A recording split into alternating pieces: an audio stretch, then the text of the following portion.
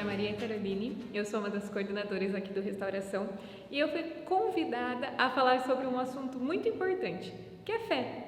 Fé é uma coisa surpreendente. Uma porque quem não tem deseja muito ter, mesmo não sabendo muitas vezes o que é. E quem tem acredita em algo tão divino que é como se entregasse todos os seus medos, seu anseio, seus receios, suas ansiedades em algo que não consegue nem descrever.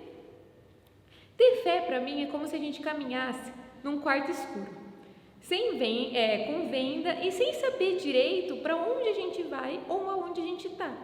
No começo é como se a gente estivesse perdido. A gente não consegue caminhar direito porque a gente nem sabe se tem chão para frente, se o chão está para o lado ou se o chão está para trás. A gente só fica parado. E por uma ação de coragem, que é uma ação movida pelo Espírito Santo, a gente começa a caminhar. E esse começar a caminhar é como se a gente recebesse um chamado muito poderoso, para que a gente almejasse algo lá na frente. É como se lá na frente tivesse as melhores canções, as melhores comidas, as melhores pessoas, e a gente, por uma intuição, soubesse disso, e a gente quer caminhar até chegar a esse eterno. Mas para chegar até lá, a gente não sabe quando a gente precisa caminhar, então a gente começa com passos muito pequenos. E com o decorrer do tempo, a gente vai aumentando os nossos passos. Afinal de contas, a gente vai vivenciando milagres, vamos ganhando os dons, vamos ganhando virtudes e tudo isso impulsiona a gente para frente. Mas chega um determinado período do caminho que a gente julga ser na metade, ou às vezes até antes, em que os nossos passos começam a ficar tão grandes que demora mais tempo para a gente encontrar o chão. Demora mais tempo para a gente vivenciar o milagre, demora mais tempo para a gente ir além.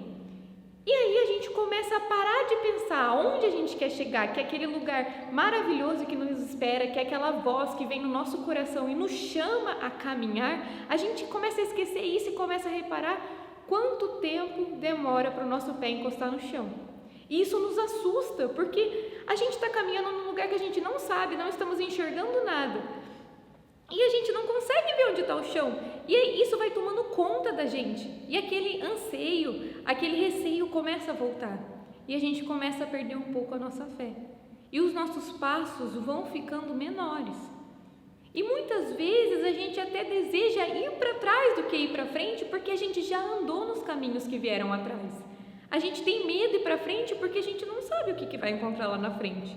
A gente não sabe se a gente vai encontrar um degrau, um buraco, se a gente vai tropeçar. E às vezes a gente prefere ir para trás, porque indo para trás a gente já caminhou por aqueles caminhos, a gente já conhece e fica cômodo para nós. E quando isso acontece, é como se a gente pegasse a nossa venda e tirasse, é como se a gente acendesse a luz do quarto e falasse aonde eu estou, porque a gente esqueceu para onde a gente quer ir. E a nossa fé começa a ser como aconteceu com Pedro. Quando Jesus chama ele a sair do barco, ele fala: Jesus, eu quero caminhar com você sobre as águas. E Jesus fala: venha.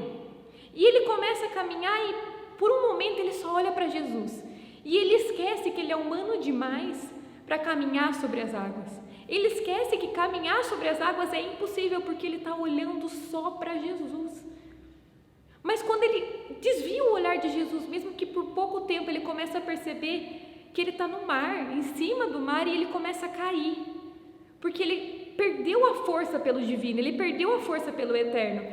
E o nosso caminhar às vezes é o mesmo, porque às vezes a gente está andando sobre o mar com Jesus, a gente está vivenciando uma onda de milagres, mas a gente não consegue mais acreditar, e a gente começa a se afundar no nosso humano. A gente perde a nossa sede pelo divino, a gente desvia os nossos olhos de Jesus.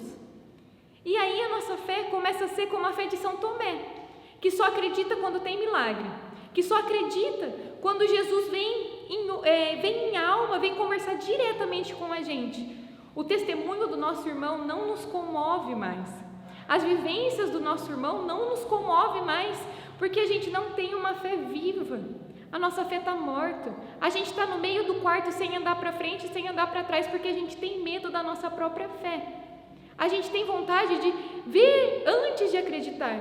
E felizes aqueles que acreditam sem ver. Mas a gente esquece o que Jesus deixou para a gente.